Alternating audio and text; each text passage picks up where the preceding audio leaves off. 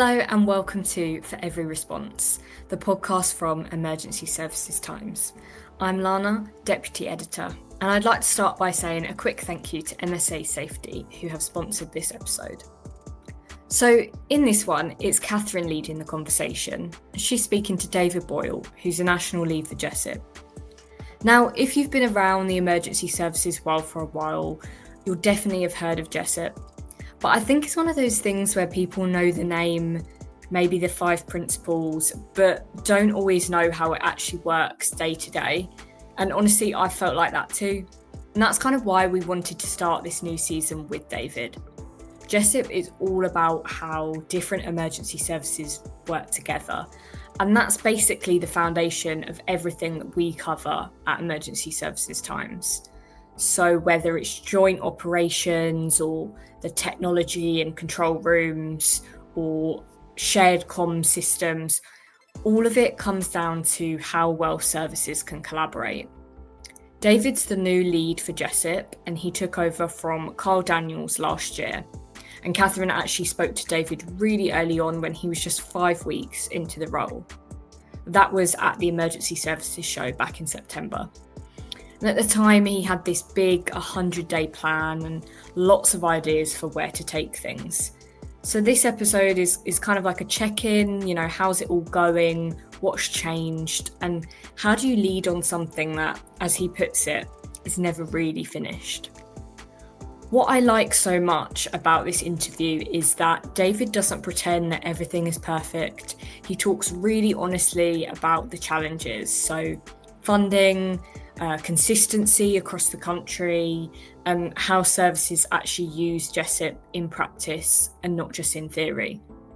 He also talks a lot about something called joint organisational learning and how that needs to be more than just a system. It has to be a proper learning culture. And there's a phrase that he uses throughout the interview about JESIP becoming part of our muscle memory. And that really stuck with me. It's not just about what you do in a major incident, but it's about how you work together every single day. So if you would like a little bit of background, we've actually linked to the piece that Catherine wrote last year where she first spoke to David, and that's in the show notes. And as always, we'd love to hear what you think. Is JESIP working where you are? Are there still gaps? What do you think needs to shift next? Feel free to drop us a message and let us know. But let's have a listen to the interview now.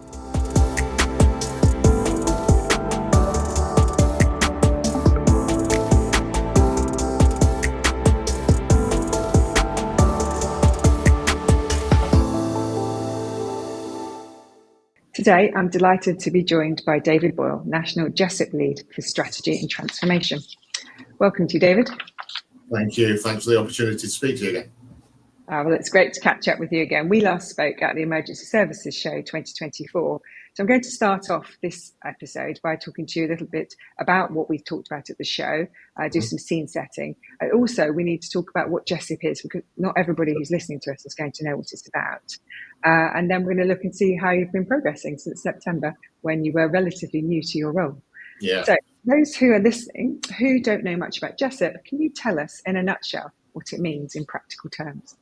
Yeah, of course. The origins of JESIP emerged from the what's referred to as the Hallett Report, and that was written by Lady Justice Hallett concerning the 7/7 attacks in London. And Lady Justice Hallett presided over the inquest into the 7/7 attacks.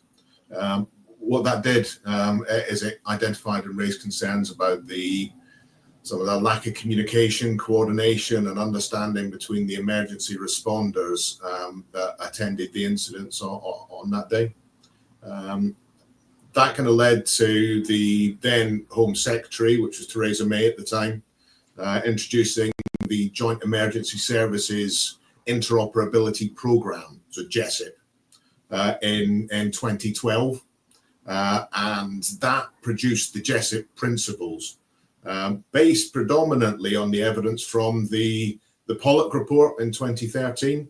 And that report was what I describe as a systematic review of 32 incidents where there was significant learning about the way in which emergency services worked together and coordinated their efforts when responding to a real variety of different events, from Piper Alpha to the murder of Victoria Colombier, 277 itself. And from that, the doctrine, the JESIP doctrine was written. And in that are principles and products that were introduced and launched through the program. All of that aligned to the kind of legal framework that we work to around the Civil Contingencies Act. The doctrine in itself contains guidance and principles and models around how emergency responder agencies should work together to respond to incidents. And the 5 principles, which I'm sure most people are familiar with, but just a reminder, are to communicate, to coordinate, to co-locate, to develop a joint understanding of risk, and to develop that shared situational awareness that allows us to more effectively work together. And all of that supported by a number of different models, such as the joint decision model, a means of communicating what's happening at the scene of an incident, which is called methane, a mnemonic. We ask people to describe what's in front of them, and things like common briefing models as well. The II March model is a common briefing model that we commend. And the intention really, as I've said, is when emergency services work together, that they apply these principles and the models, and when they do, all of the evidence points to we'll get a more successful outcome for the public as a result. Excellent. Thank you. That's a really helpful summary. And I know that you've been involved with JESIP before you took on this leadership role last year, and you were from Bedfordshire Police. What sort of made you decide to move away from Bedfordshire Police and take on this national role? Are you on secondment or have you retired? What is your position at the moment? No, so I'm on secondment from Bedfordshire, and yeah, you're right. And I think when we talked before, I kind of told you that I'd been the JESIP lead for Bedfordshire for several years. But it was when I was in my last role as the head of specialist operations for Bedfordshire, Cambridgeshire and Hertfordshire Police. I was working with ACC Vicky Evans, and Vicky was leading the joint response to the Manchester Arena Inquiry recommendations. And part of that work was to develop and pilot at that time an assurance and embedding framework for JESIP, which gave us that degree of assurance around how well embedded JESIP was across the UK. There I worked both to Vicky, but also to Chief Fire Officer Pete Heath from Tyne and Wear, who's the NFCC JESIP lead. And that involved developing, and as I say, developing and piloting that JESIP assurance framework, which we did that work in the 23, early 2024. And the evaluation showed it was, we got a lot from it. We got a lot of learning as a result of that pilot. The seniors then, both in government and the emergency services, said this is something we need to scale up. We need to continue with, along with other bits of JESIP that needed some attention and updating. And as a result, grant funding was agreed and awarded to introduce the JESIP transformation program. Now, based on that work, I was really enthused by it. It really kind of motivated me to get involved more. The opportunity to apply for as the head of unit came along, and I applied for it, and I'm grateful that I was successful. Perfect. It sounds like you are in the right place. Yeah. So when we met in September at the Emergency Services Show, you were just 5 weeks into your role. You told me you had a 100-day plan to deliver change, but with funding a continual challenge, you said there were many competing priorities. So my question to you is, did the plan work out, your 100-day plan? Well, the 100-day plan went well, but there's still a lot to do. What do they say? The reward for hard work is more hard work. So that kind of first 100 days was really about setting the direction.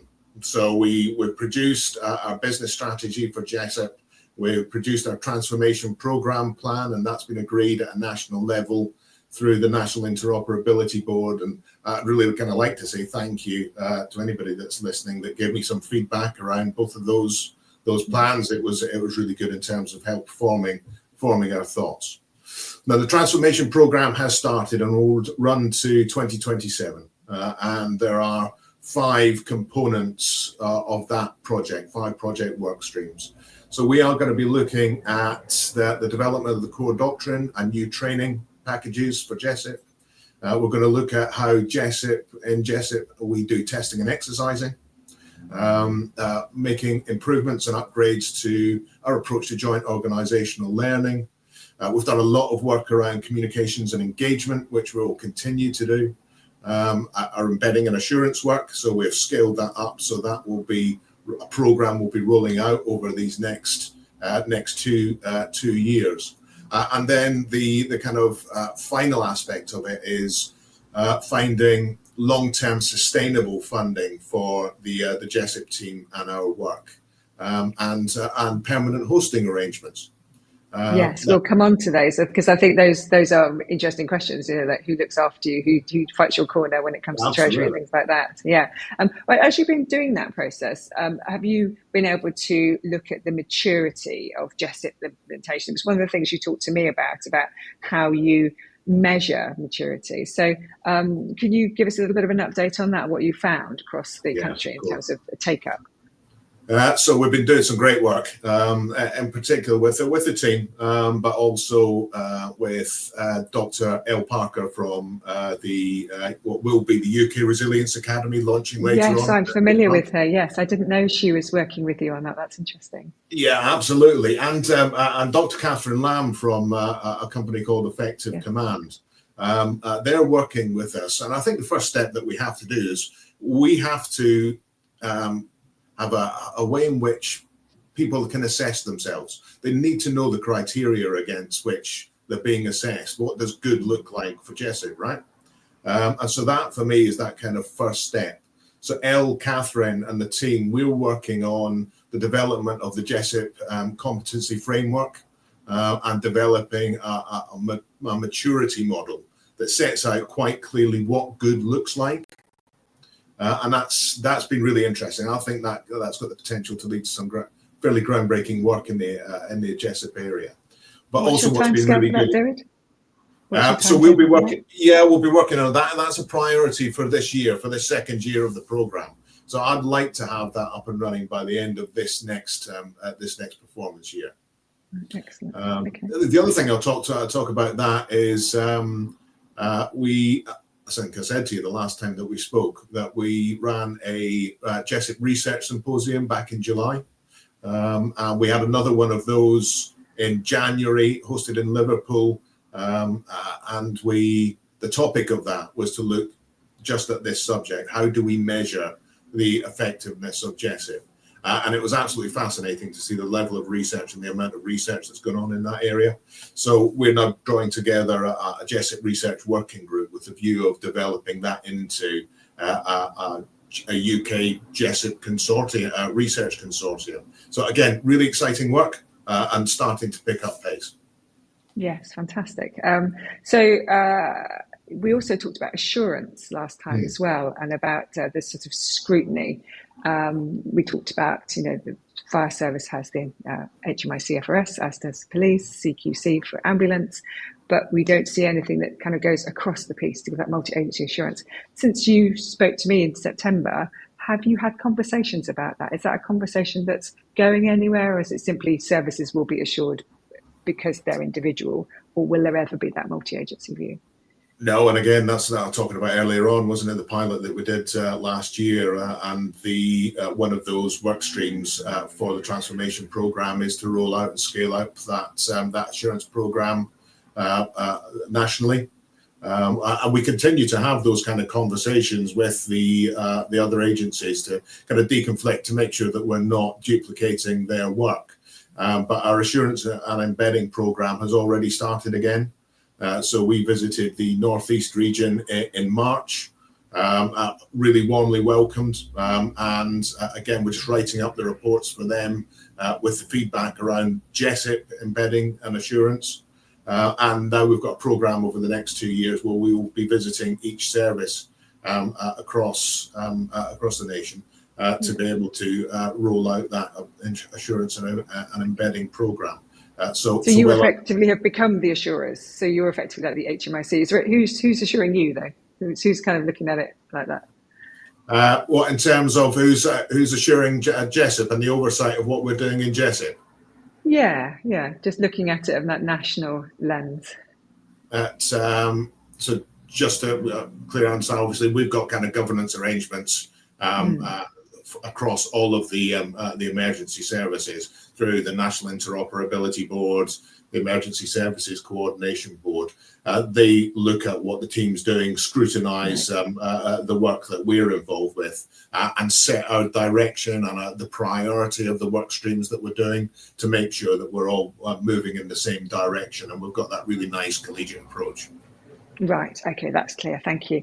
So in terms of thinking about partnership and collaboration, you talked a lot about that the last time we were together. Could you give me some examples of good collaboration or partnership that you've seen in the last few months as you've been going around the country? Is there anything that's kind of stood out to you as thinking that's really good practice, other people should be doing it? Yeah, I've got to be careful here because as I've been going around the UK and I've been on the road an awful lot and I've visited various different places right across the UK, and there's been a lot of good work that we've identified. And it's not just me; it's the team that are on the road as well. And some great examples of testing and exercising. Kind of two stood out for me. One of those was in the Eastern region, which is exercise elliptical, which is 20 separate exercises all around the same theme, which are multi-agency exercises that are testing our response to a marauding terrorist attack. I thought some of the work that they were doing there and the consistency of what they've been doing over several years really stood out to me. And also exercise Cerberus in Tyne and Wear, which took place recently at St James's Park Stadium. And what really kind of stood out to me there, and one of the themes that we're finding as we're doing our assurance work, is that exercises are very often targeted towards commanders. And what was great to see was the number of first responders that were there and having that visceral experience of getting involved in a very realistic, both of them very realistic exercises that stress test our response. Yes. Other bits I've seen a lot of, I was going to say, I've seen a lot of references to exercises in the last 6 months. It feels like the pace has changed, or perhaps people are telling us more about what they're doing. Do you feel like that there's more going on, or it's simply that we just know more about them?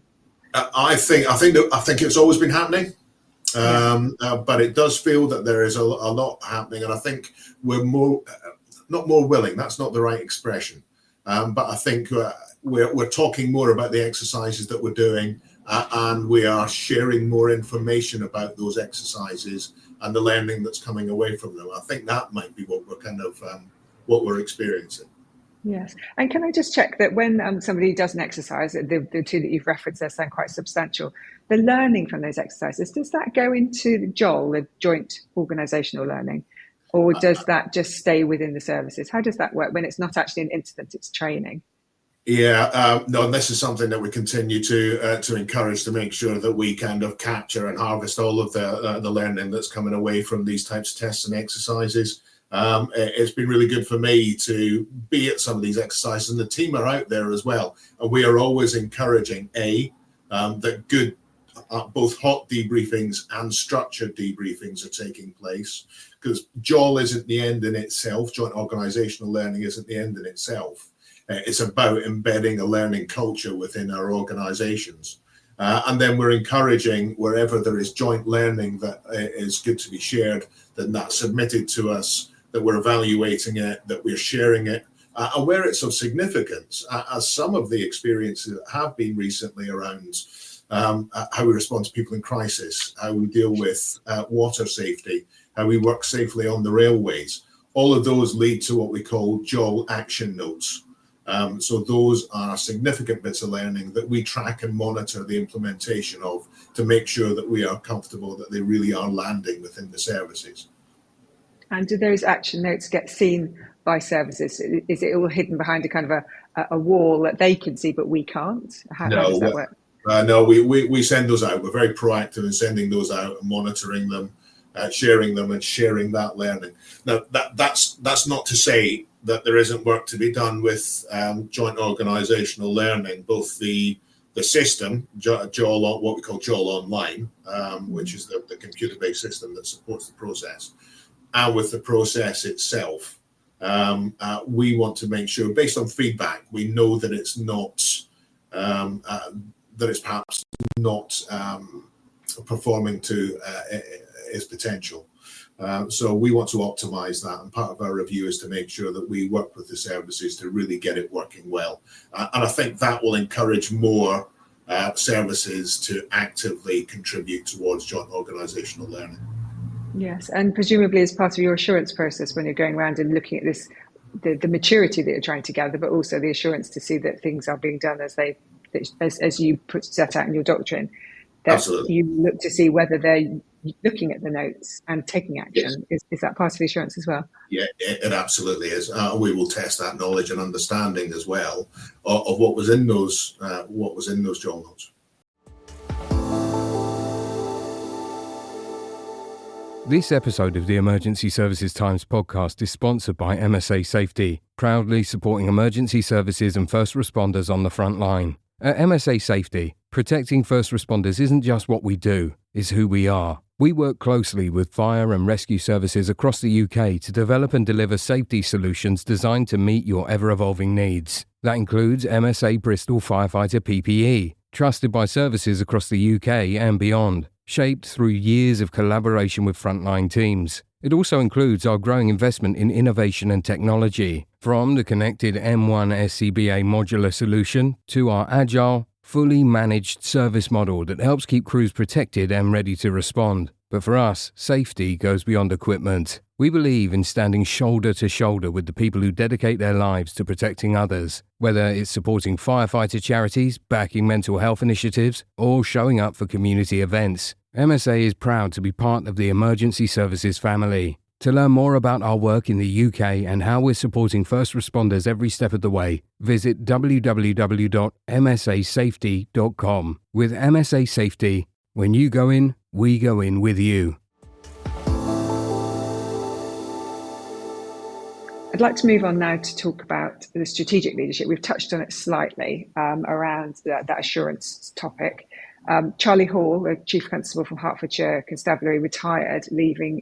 He was the police lead, but I think actually the national lead for JESIP. You might want to correct me on some of my language there, but leaving a vacancy for one of the three strategic national leads on the policing side.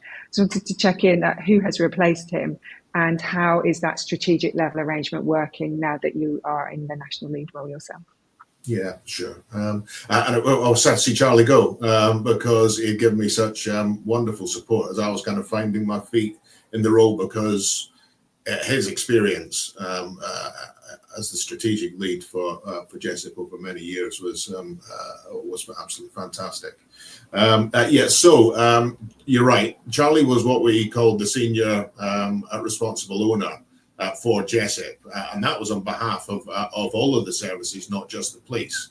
But he also took on that NPCC police responsibility as well as the police lead. So that's changed slightly now.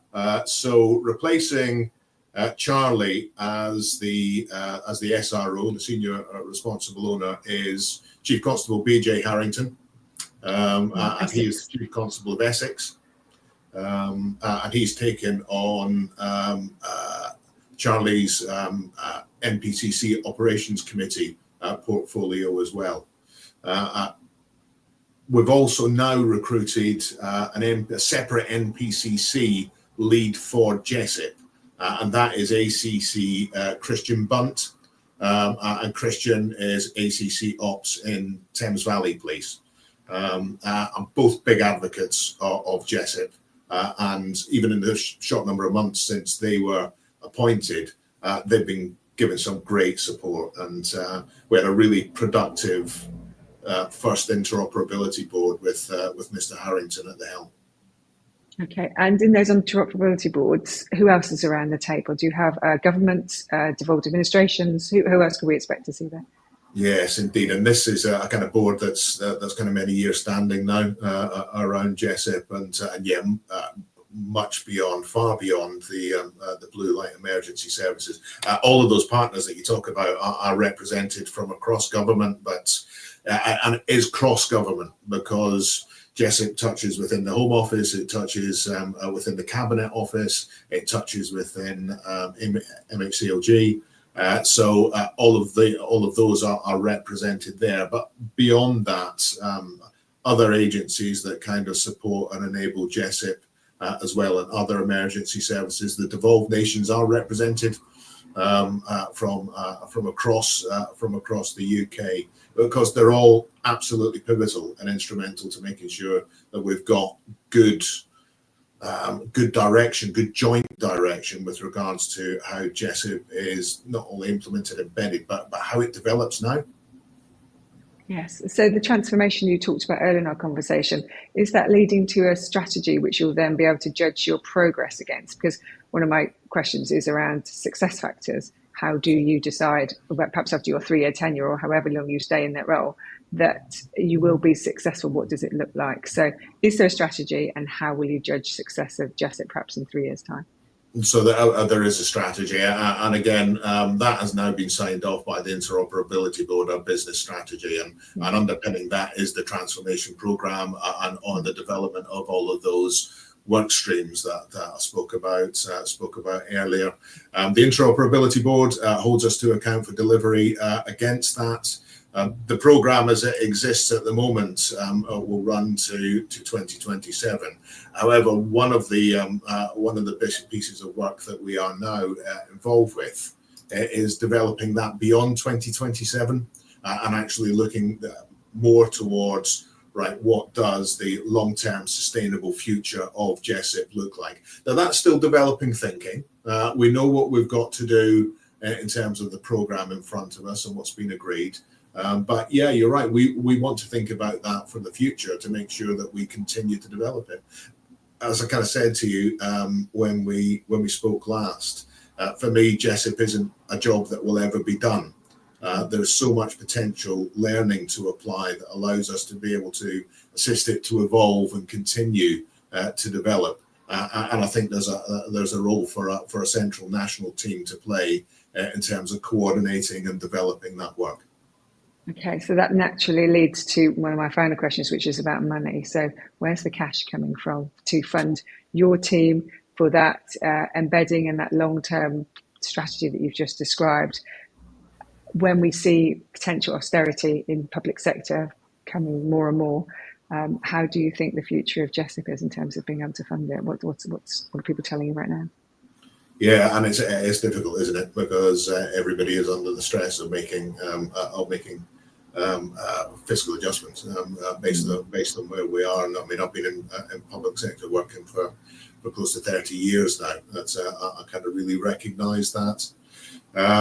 Certainly, the funding we attract at the moment continues to come from both the emergency services and grant funding from the government. But as I say, the work that we are doing and will continue to do this year is to explore where we get that sustainable funding from. And we're going to have to think carefully about that and what level of funding is required. I mean, for me, and what we're doing at the moment, I need to continue to articulate a compelling case for JESIP and what it means in terms of building that solid evidence base that when we apply JESIP and we continue to embed JESIP consistently across the UK, it leads to more successful outcomes for our public. So that's what we're doing, and everybody that I kind of speak to recognises that. They recognise the evidence that JESIP works when it's applied, but we've still got gaps. There's still stuff that we need to develop to make sure that we've got that kind of degree of consistency, and we need to continue to make sure that we address those gaps. But we need to show, firstly, that we are using that money well, that we're being given, that we're introducing long-term sustainable solutions that will stick and continue to stick. And so long as we continue to do that, then I'm kind of confident that we'll continue to get positive outcomes that will attract that level of investment. People will see that what we do is of value, and I think it's for a relatively small financial investment as well. But I recognise there's a lot still to do, a lot of hard work still to do, but we're kind of just rolling up our sleeves and getting on with the task in front of us. But we are thinking about what happens in the future. Yes, good. And you'll just need a minister fighting your corner in the Treasury. So you'll have to find one who can do that for you. Because the problem is, of course, because you are multi-agency, who holds those purse strings. I don't know. Do you have a particular lead minister on this, or do you go to the three for the three services, or how does that work? Yeah, we are really fortunate within the team that we've got such a close working relationship, but in particular with our colleagues in the Homeland Security group within the Home Office. And the way I describe it, we're almost two sides of the same coin.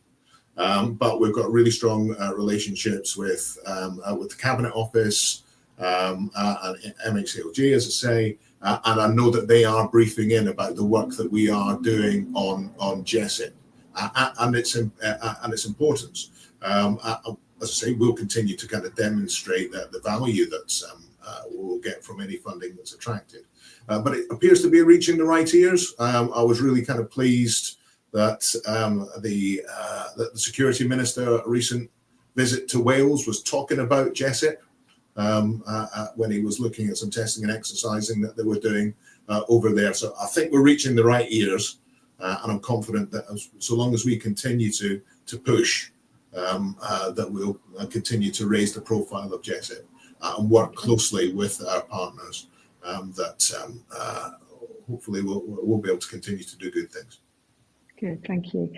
So we're just going to come to my last question now, which is asking you for some advice. So I run a series of webinars in addition to doing these podcasts, and I always ask people on the webinar to give one piece of advice that they would give to the listeners who can go away and have a chat about it because they've listened to this and one talked about it.